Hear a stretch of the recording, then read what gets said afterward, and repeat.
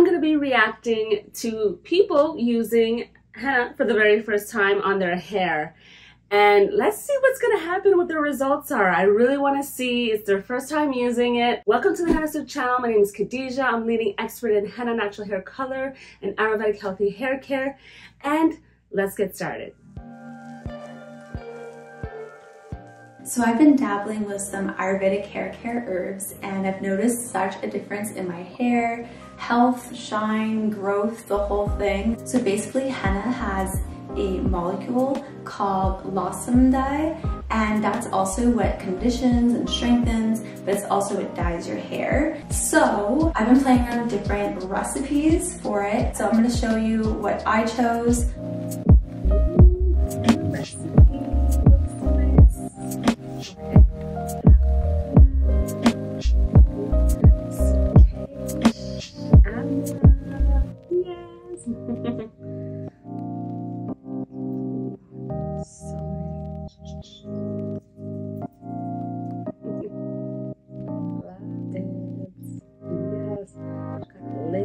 Fenugreek tea.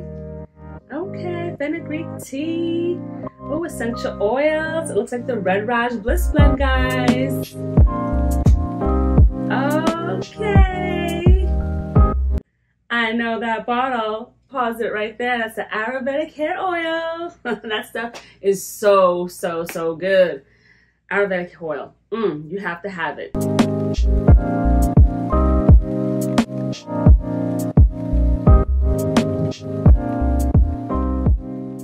So as you can see, when I'm applying the mask, I'm taking sections of my hair. I'm using a hair dyeing brush because it made it a lot easier so I can make sure that I'm getting the root coverage and everything. Because that was like my biggest fear if I was going to miss a spot. So I really like saturated my hair with it. And then I rolled it up in like a bun on my head, and all the next hair strands I do, I wrap around the same bun. So I ended up making a huge mess. So make sure you have something on the ground so that it can kind of help prevent any staining on your floors or walls. And I also put on like 3 shower caps because I felt it dripping. So maybe it was a little bit thin, or maybe from the heat from my scalp. Yeah, so that's a good idea to have. I recommend those black towels. You can actually find them on Amazon. You can get some black towels and maybe some clips to clip it in the front. That's gonna protect your neck a whole lot more, especially if you have really long hair, just a lot of hair to do, or it kind of like by accident flies a little bit, like she mentioned, on the floor. So you definitely just wanna like have really old towels or something you don't really care about, like just right there on the ground to catch up any little splashes. And make sure to double check your walls, because sometimes as you're applying you get a little sploosh, you know, by accident, and you just want to wipe down your wall, because I find that walls actually stain really easily if there's not that nice glossy coat over it to make it more like, you know, wipeable type of thing. So watch your walls. And just protect the area. Yeah, and when there is a lot of heat, like say you're like a warm person, like just your body's usually warm, it can drip a little bit more, or if you have a lot of hair. I think her consistency was actually really great. It was pretty good. Maybe it could have been maybe a little thicker, but I think that with the warmth, there's probably, and a lot of hair contributed to some of it dripping. So make sure to also, you can get those cottons, like just as long, you know, those long strips of cotton that you can kind of put everywhere as you are coloring your hair. Just watch your edges, because you don't want to have a bunch of cotton there, because if you're taking off the dye, it's not going to like dye your hair as well, especially if you're going for like gray coverage. So just make sure that you're well balanced in those parts that you're doing. I left mine in for, I would say 2 hours. And I think that was a good enough time, but it just started feeling really heavy on my scalp. So I was like, I need to rinse this out. And definitely if you can only leave it for 2 hours, especially if you have a lot of hair, it can be very weighted. So you can definitely rinse it out. And if your focus isn't necessarily like gray coverage, you can deep condition afterwards, and that's completely fine, like she did. But if you are covering gray, sometimes certain deep conditioners sometimes can pull color out. So just try to moisturize and dry and style as usual for the most part. And then you can deep condition like 5 to 7 days later if you feel like you need moisture at that point. But if you're using our conditioning cleansing co-wash, that cleansing co-wash is so restorative. It's so different from other co-washes. What makes it a co-wash is just the shikakai powder, and it works so well to add moisture back. So we got you. Blow dried my hair, and I was a bit shocked, I'm not gonna lie. Like, my hairline was orange, and that was like the whole thing. Like, I did not want it to be orange. I wanted it to be like reddish or reddish brown was fine, like more on the brown side. I think in a way it got more orangish because she did add a lot of other ingredients, and when you're adding a lot of other ingredients, you start to dilute the main dyeing herb, which is henna. And I really, really love her recipe. It is so good. It's amazing. But when you're adding a lot of ingredients to henna, you're diluting, you know, the dyeing properties of it because you're not allowing it to be the strongest in part of your formulation. So you just have to note that can happen. With the repeated application, she's going to get a deep, rich, beautiful red. Just have to have a few applications like done every 4 to 6 weeks. But orange, I didn't want orange. And it scared me. And so I looked it up, and basically it's called orange panic. When you first dye your hair with henna, it's kind of the same thing when you get henna tattoos, how first it's orange and then you wait a couple days and then it darkens. So that's the same thing with your hair. And that is also very true. Henna does take about 2 to 3 days to oxidize, so just don't be in a panic at first if it's kind of orangey and kind of bright. It's going to settle and tone down very soon. The next day I had to go somewhere, and I was like, I'm not about to have orange hair. So that's when I decided to use indigo, because I had it on hand and I've been wanting to try it. So I made a paste and I waited 30 minutes for the dye to release. I just put it on the hairline area. So I slept on for 5 minutes and I rinsed it off, and it totally toned it down. So I was really happy, and I felt confident going out in the world. And I've noticed throughout that time my hair got really richer in color. I'll show you pictures of how each day kind of changed a little bit of a different color. So this is day 2 post henna, and the staining on my scalp is definitely fading. It's not as yellow. My hair looks darker indoors versus outdoors and has cool tones of red and just highlights of copper. So day 3, no more yellow scalp outdoors. It's red, copper highlights, and it's really light in the sun. You can see the difference of how it looks when I'm in the shade or indoors. So this is 1 week post henna. Color looks natural with highlights of red and copper tones. So this is day 8 in the sun, and I'm just loving the color in the sunlight. My hair looks so shiny, feels so silky, and I love the color. I am officially a redhead. I think you are. I'm curious. I wonder if she did her eyebrows too, because her hair is looking good. She's using henna for the first time. Let's see where she was before and then after. So if you guys are here, you probably already know from the title that I decided to henna my hair. I decided to use the Lush Rouge henna. I've actually used it twice now. So the reason I had to redo my henna was because I noticed it had faded after a couple of weeks. Apparently this is really common when you first use henna because it does coat the hair and the color actually builds up as you do more treatments. So the first time as it rinses out, you might notice your hair going back to its usual color. So doing it once or twice is totally normal when you first start to use henna. Yes, because it's definitely going to get much richer, redder, and you're going to get a beautiful deposit. So it just takes time sometimes. It's normal for the first application to be like, you know, your first go around, second one, third one, and then you start to really settle into the henna color for your hair. It's same with indigo, so don't ever give up. Do it more than once, for sure, even 3 times. So the reason I decided to henna my hair rather than dye it is because when I started to look into henna, there were just a ton of benefits to it. It's great for your scalp, it's great for your hair, it's better for the environment. Now I know I can hear the hairstylists out there saying, why did you use henna? I know what you're thinking, but don't worry, I did my research. The Lush henna is very, very safe. The main thing you want to look out for when it comes to henna is making sure that your henna doesn't contain any mineral salts. Mineral salts react really poorly with bleach and other hair dyes. So when you hear that hairstylists like hate henna, that's why. Yeah, that's not the only reason that colorists, stylists don't like henna, is because henna is hard to remove. So being that henna and indigo as well binds to the hair strand like pretty permanently, like it sticks really strongly, it's hard to remove it, go lighter, play with colors. It's just, it doesn't give you that much, like, was it versatility, I guess you could say. Like, it doesn't, you don't have a lot of options as much as like dyes, you know, will give you.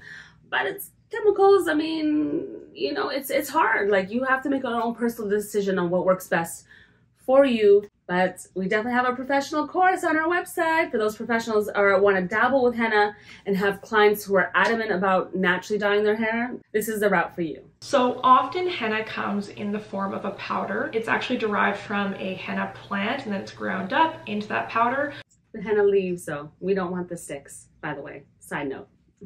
But the Lush henna is actually made with cocoa butter, and that's part of the reason why it comes in a brick form. And mind you, because there's cocoa butter in it, remember, this is not considered a full henna treatment because cocoa butter dilutes the color, so it's more of like a gloss.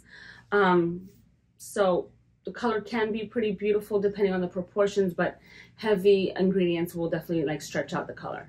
So something I almost forgot to mention is that before you actually apply the henna to your hair, you are going to want to do a test strand. So rather than do the test strand on my actual hair, I decided to mix up my henna and place it on the hair that I had left on my hairbrush. I know that sounds super gross, but rather than do the strand on your hair and risk possibly hating that strand, it's just so much easier, and you can really see the color on, you know, the leftover hair on your hairbrush. It's gross, but it works. And it's not gross. No, it's your own hair. Like, who cares? It's your hair. You're doing a strand test. You're gonna throw it away later anyhow. So not gross at all. I think that this is a great idea, exactly what she's doing. And you guys can do that too. If you're newbies and you're kind of concerned, like, well, you know, what should I do? You can do a strand test either on a hidden part of your hair or from your brush.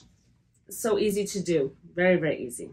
Once you have the henna on your test piece, you basically just want to leave that for about 4 to 5 hours, however long you plan on leaving it on your hair, and then rinse it out and then leave it for 24 hours so that it can fully develop, so you can really see what the color is going to look like. So basically what I did is I put my cubes of henna into a little baking pan, a glass baking pan. You do not want to use metal with it. And I added in a little bit of hot water from my kettle. So the metal is still a common misconception. If there's no metallic salts or no mineral salts, no additives, no chemicals, it's okay to mix your henna in stainless steel. That's perfectly okay and safe to do so. Melting the way I had hoped it would be. So at that point I decided to put it on top of a boiling pot of water, and that worked really, really well. The next thing you want to do is you want to section your hair out.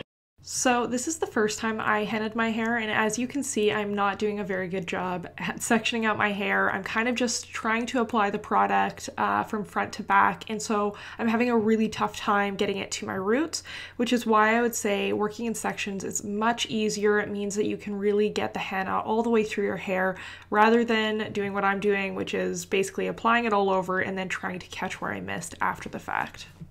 You want to have your hair in like 4, if not more, sections. Use clips to separate them so that you can really focus on each section of hair as you go. I did that the second time and it made a world of difference. So something I had read is that the Lush henna gets more red, more gingery with heat. So you really want to keep your hair warm. So I decided after putting on the plastic bag that I wanted to use my microwavable head cap, and I just went and put it into the microwave for a minute and then put it on my hair. That's a great idea. So if any of you want to use heat is really good, and steam as well. It's really good to color your hair when you're using henna. And honestly, it felt so nice. It was like a little hair treatment. It was lovely. So then I put that on, and then I left the treatment in the first time for 4 hours, and then the second time I left it on for 5 hours. And basically both times, periodically, I would take off my little heat cap, I would throw it back in the microwave, and then put it back on. And now I'm gonna warn you, do not open your eyes while you're in the shower. It is a scary sight. It is really like there is just a mudslide in your bathroom. Your shower will be covered in mud. It is crazy. I wanna give you guys a tip about the shower. I personally definitely shower all my henna out. And yes, My hair is pretty long. It's probably the first time you heard me say that. The description about my hair. But I was gonna say that when you're in the shower, you know, I actually sit down in the beginning because I don't want it to splash like high, because it does kind of bounce off. Have a good shower head, something that's very strong, maybe even handheld. Put that pressure on and let it hit your scalp and your hair. Go, you know, flip around a little bit. Don't get the henna, don't get any Ayurvedic herbs in your eyes. Please be careful. And just get it all out and just, like, you know, sit there and do your thing, you know, and get it all out. And then from there you can get up and then you just keep on using the cleansing co-wash as needed. If you want to use cheapy conditioner because you're like, oh, my cleansing co-wash is like my, you know, my go-to and I don't want to use it all, and that you can use a cheapy conditioner to kind of just like rinse it all out at first and then use the cleansing co-wash to really restore the moisture back and just leave your hair feeling really, really nice. But that gets everything out really well, because the more hair you have, it is harder to get some of it out. Sometimes it sticks on the scalp, or it's there somewhere and you're like, oh my gosh, you know, you get out your brush and you're like, I thought I got it all out. So you just really got to make sure to get it out really well, and boom, and then you'll be good to go.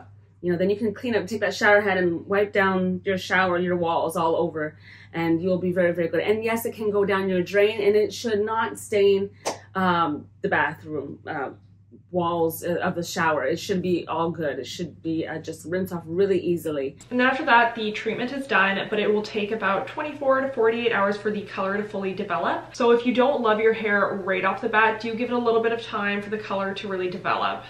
All right, guys, and that is it. That is my Lush henna journey. I'm really happy with it. I think it turned out really, really nice, and it feels great, and I'm very happy with it. I think that she looks amazing as a redhead. Like, she looks fantastic. I actually really love this hair color on her. She didn't mention it, but I think she did her eyebrows too. I wish she would have shared that with us in this video. That would have been really cool.